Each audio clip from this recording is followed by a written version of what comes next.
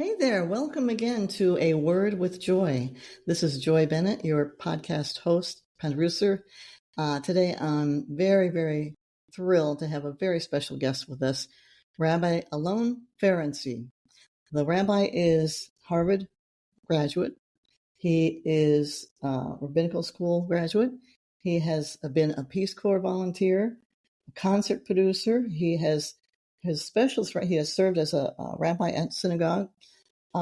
And now he's a religious consultant, and he is now specializing as a spiritual counselor for artists. And by artists, he has a very broad definition, which I think is great. So he'll tell us more about all that, but we're just thrilled to have him here. He's coming in from Knoxville, Tennessee. So this is a second remote recording. So we're thrilled to have Alon here. Alon, welcome.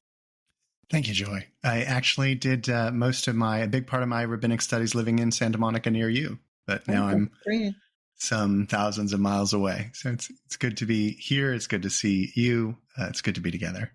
That's great. Thank you so much for your time. He's in Knoxville, Tennessee now, which is a great area and beautiful out there. Basically, how did you get started in all this spiritual counseling? How did that come out of your rabbinical studies and your various other background? So I think I've always been good at hearing and always worked at listening. From college onward, I remember making a very hard effort to be a better listener, including in 2004, taking a course at a hospital called Clinical Pastoral Education, where we would learn to interview and meet with and accompany people in hospital rooms. I was working in an orthopedic hospital. Then I did a couple of summers at a trauma hospital. And you did a lot of processing of those events, including verbatims of what you did. So pastoral relationship, pastoral listening has always been something I've worked at, struggled with, tried to improve, tried to get better at, and I'm fairly good at after about 2 decades, either as a rabbinical student or rabbi.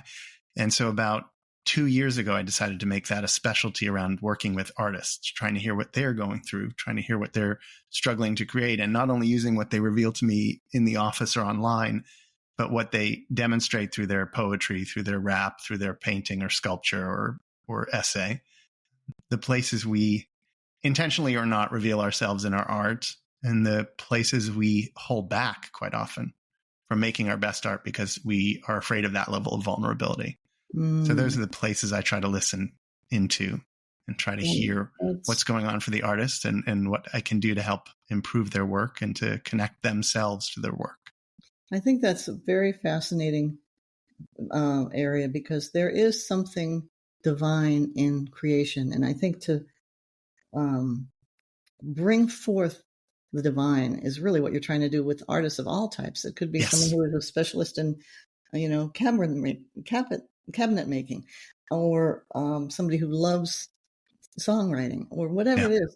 And I think that's a fascinating area. I think art is very close to the divine, and it does really. There are times when writing a poem or even this podcast or whatever, I feel it's almost like just falling into the trusting in the divine to guide you. I mean, I'm a pretty spiritual person, but really it takes a leap of faith to really go to places that might be a little dark, might be a little scary, might be a little bit self-revelatory. And in our culture, it's like, oh no, you can't see that. Oh, you do have to be vulnerable, and you do have to take risks, because otherwise, what is it, going to value it to anyone? I mean, I think actors have to get comfortable with taking risks. I mean, in particular, but I'm sure any artist, songwriters, most performers, especially because you're doing it in such a naked way in front of an audience. Mm-hmm. But I fear that someone's going to review my sermons and essays and short writings that I've done and learn way too much about me in the future. That it will be an odd archive of my psychology that my children will be able to mine long after I'm gone. Yeah, that's true. But the thing is, if it's valuable, it's honest, it's deep, it comes from the heart and from the soul, and that takes vulnerability. It really does. So You're Just speaking to my give you, language. I like it, yeah, Joy. just to give Yeah, you you some get it. examples of what he has done. There's a great film, The Last Movie Star with Burt Reynolds, which is a wonderful film. I think it's somewhere streaming. I had seen that. He was a creative consultant on that, spiritual consultant on that. He's worked with the Bonnaroo Music and Arts Festival. He's worked at synagogues. He's worked, in community health councils. So he's Alon is very involved with serving the public in this way. And I think it's definitely a calling, I would say. I do want to mention that he is available for spiritual and artistic consulting. You can go to his website, eclecticcleric.com. That's eclectic cleric with 2 C's in there, cleric.com. And he does have a lot of resources on there. And there's one lecture in particular that I listened to. It's the Crossings podcast that you did, I think I'm going to say 22.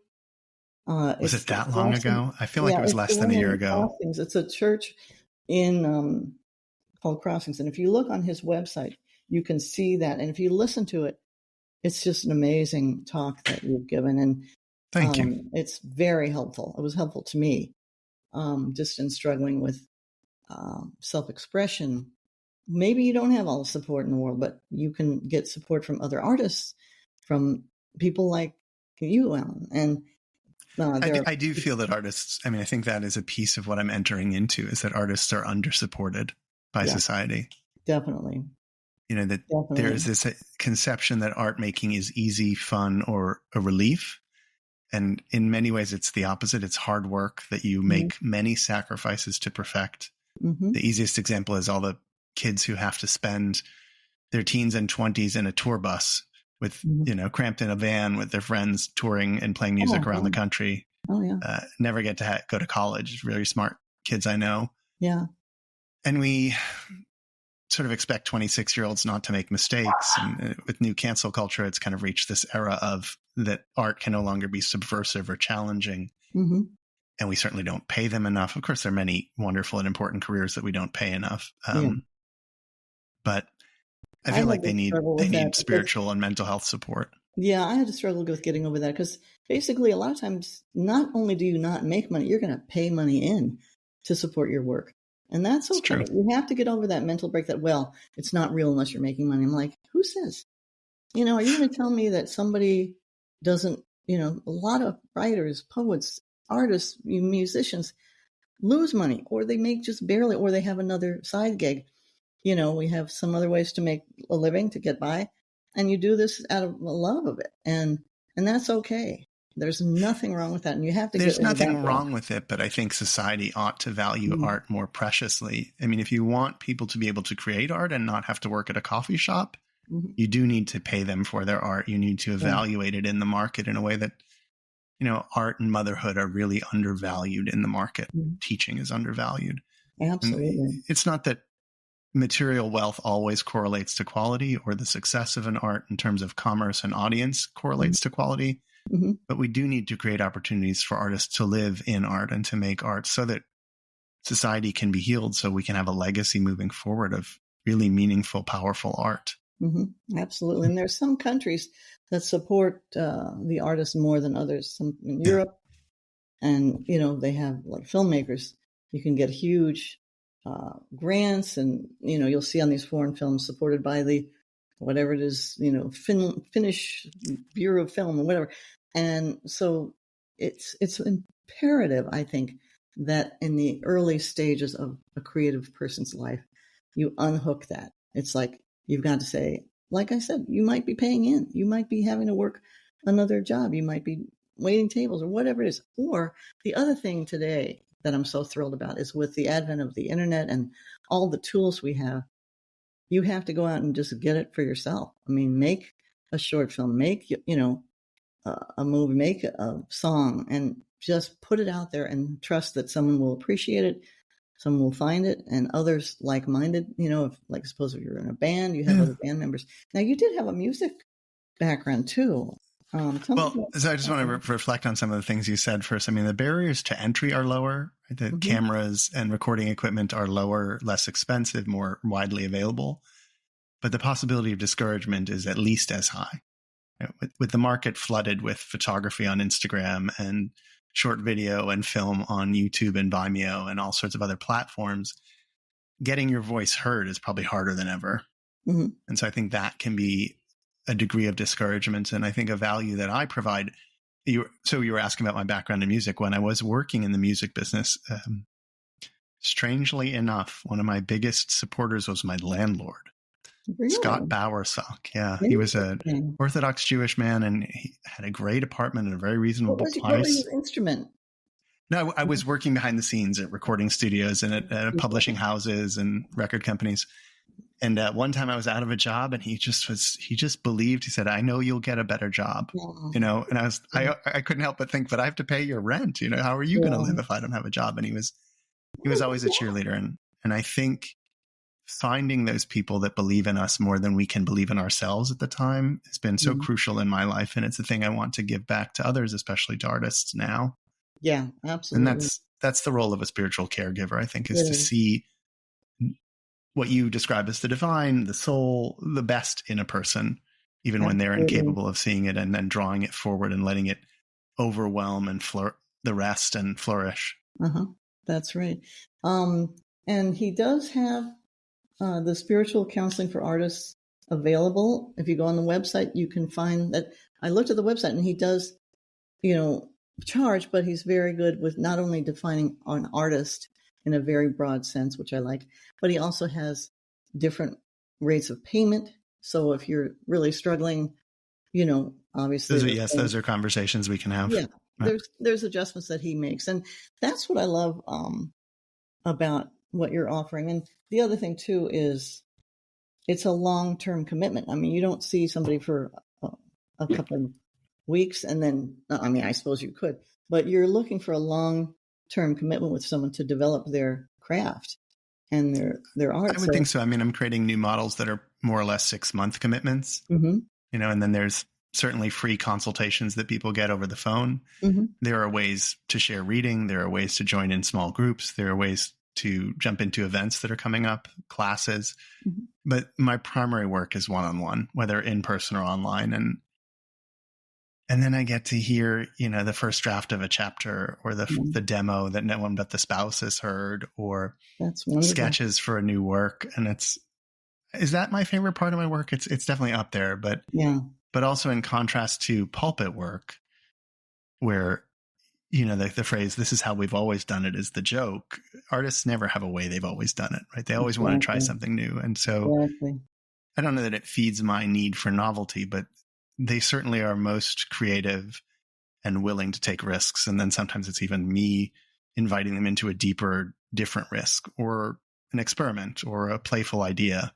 Yeah. And you need that. It's so easy as a creative person.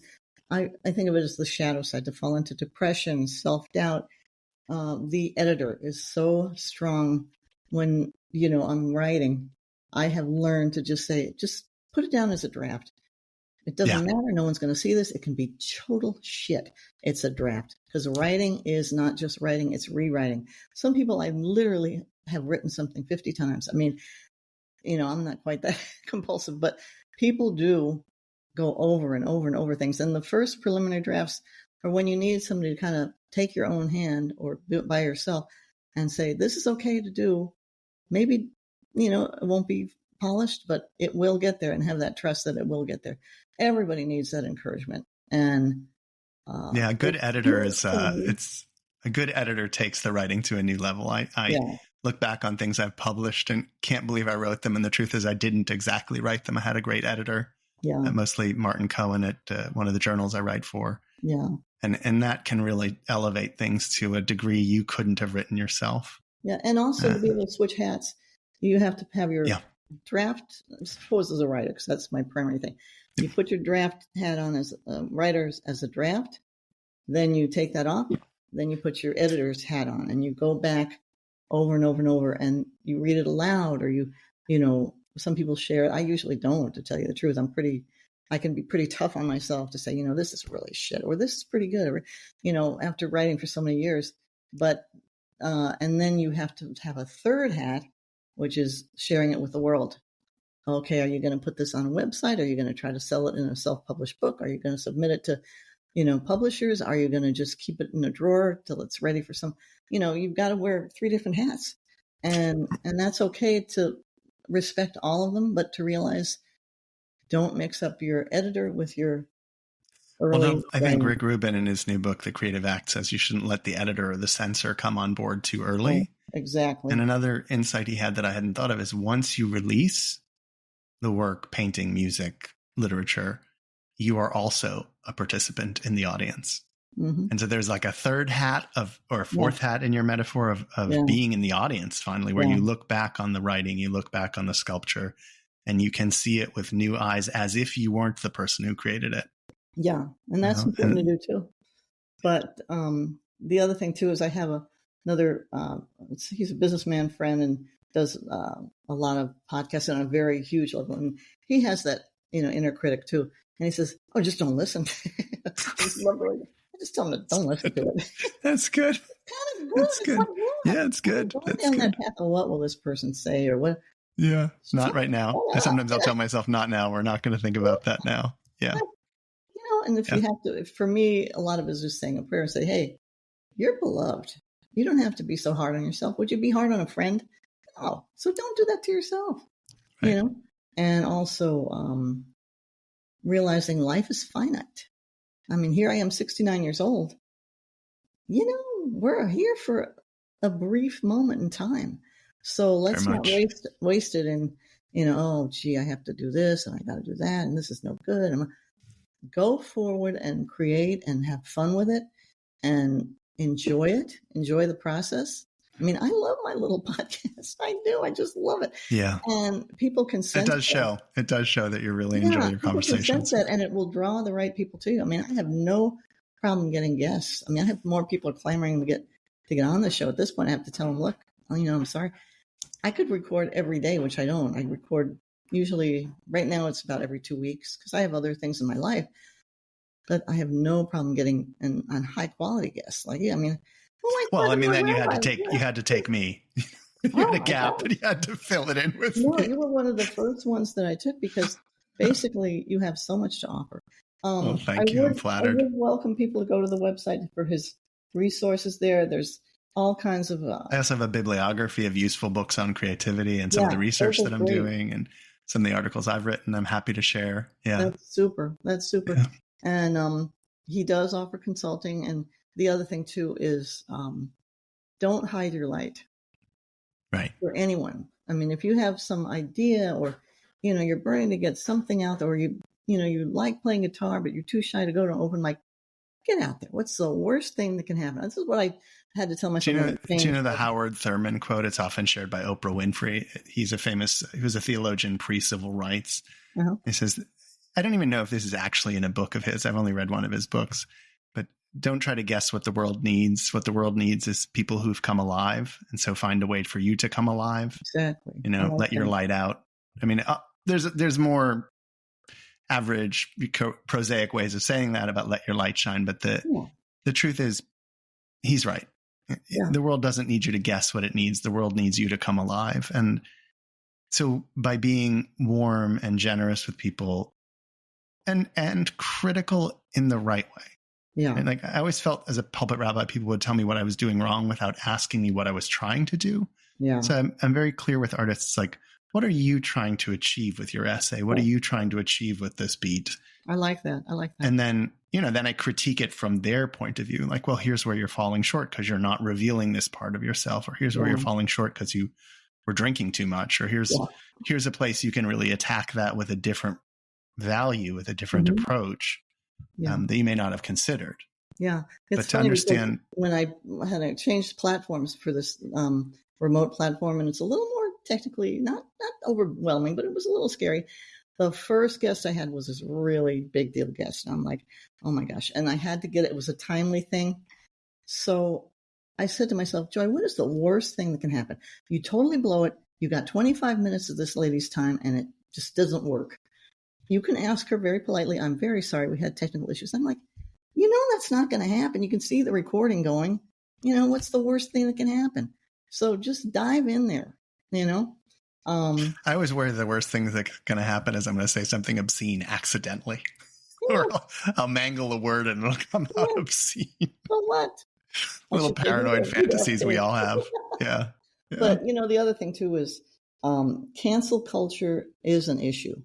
Yeah. It really is. And there are some people that deserve to be canceled. There's no doubt. But I think people have gotten so scared. I think what I would advocate is not even using that word. Right? We've misused, right? There's getting fired, which sucks. I've gotten fired. It was terrible, but I deserved it. Yeah. There's getting arrested, which someone like Harvey Weinstein committed crimes. Yeah. And then there's getting publicly shamed. And that's some sort of perverse human impulse, right? Yeah. That is much like the Cultural Revolution in China. Yes. This idea that we know what's best, and the artist often stands alone and has to be, I think it might also be Howard Thurman that said that we honor our living conformists and our dead heretics. That's true. And we need heretics. In their lifetime were not recognized. Right. So many. And so you just have to have that trust. I mean, you really do. The other thing, too, is when you were at the synagogue, did you enjoy doing the rabbinical talks at the synagogue? Or? I did. I mean, I think all good things can come to an end. And I think COVID precipitated or accelerated the end of that part of my life. Mm-hmm. I love public speaking, and I had missed that being a one-on-one counselor. So returning into podcasting and being guest is a form of sort of public address that I enjoy, and getting my thoughts out through conversation and getting my thoughts in front of people. Mm-hmm. I used to take walks with people a lot. I loved that, especially through COVID when we needed to be outside. Yeah. I learned to love teaching in groups. It made me very nervous at first, but I've learned to love it and realize it doesn't have to be so hard. And the worst that can happen really is that someone asks you a question you can't answer and you get back with an answer a week later. Big deal. That's right. I was never a good administrator. Yeah.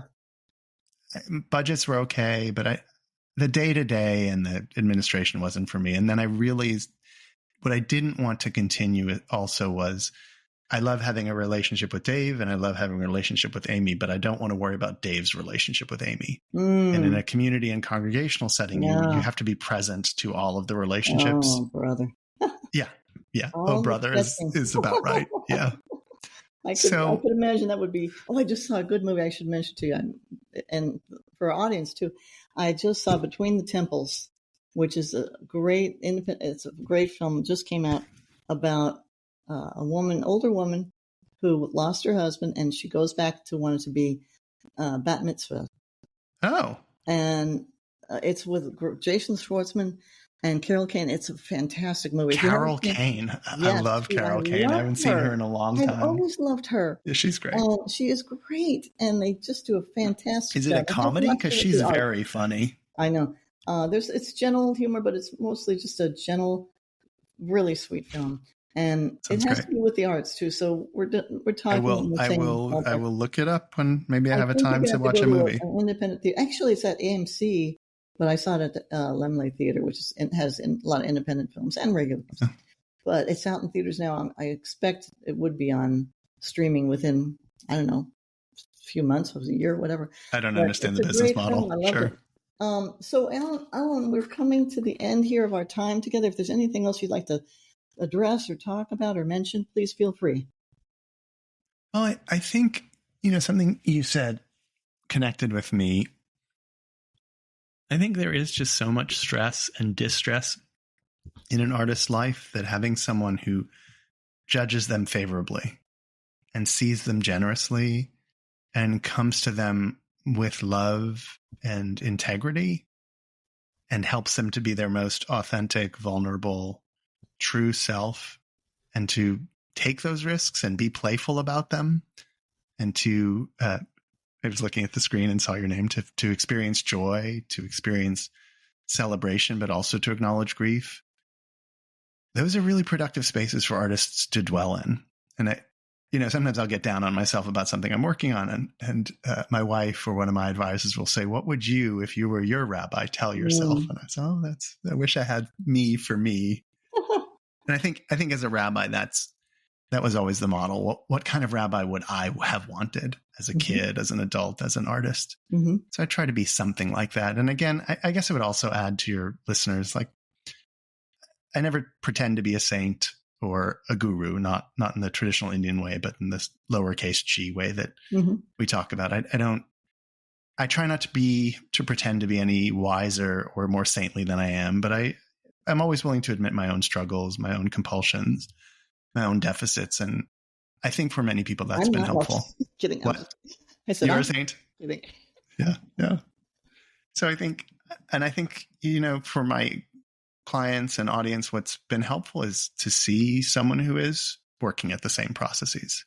And maybe I'm a week ahead of them or a year ahead of them, but not infinitely far ahead. I don't have it solved. And so we talk through the struggle as you're asking. Yes. We're all works in progress, and you have to be gentle with yourself. I'm better off now than I was 20 years ago. 10 years, if I'm still lucky around to be alive, I'll be further along than I am now. So I wish my back were still young. My mind is so much wiser, but my back is so much more aching. But I probably wouldn't trade. I wouldn't trade and go back. Okay, well, that's about all we have time for. Thank you. Thank you so much, Joy. So much for being with us today. I encourage you to look at his website, reach out to him if you please do reach out. Yeah. EclecticCleric.com. That's EclecticCleric.com. Yeah. And this is Joy Bennett, your host and producer. We are just thrilled to have these wonderful guests with us. You can go to the website, joybennett.com, for more about my writing background. For the podcast itself, it's awordwithjoy.com. And feel free to reach out. The email is on there. You can dig a little and get it. And if there's any questions you have, please feel free to reach out to either the rabbi or myself. And I encourage you to look at that website of his. Listen to that Crossroads podcast. That is a beautiful lecture you gave. Just beautiful. Thank you. And the other nice church. It's a friend's church. I love that place. Yeah, it's a cool place. I like that website. Thank you for listening. Tell your friends, like and share, and be creative today. Have a creative day wherever you may be. Have a creative day. Thank you so much for listening. Take care. Take care.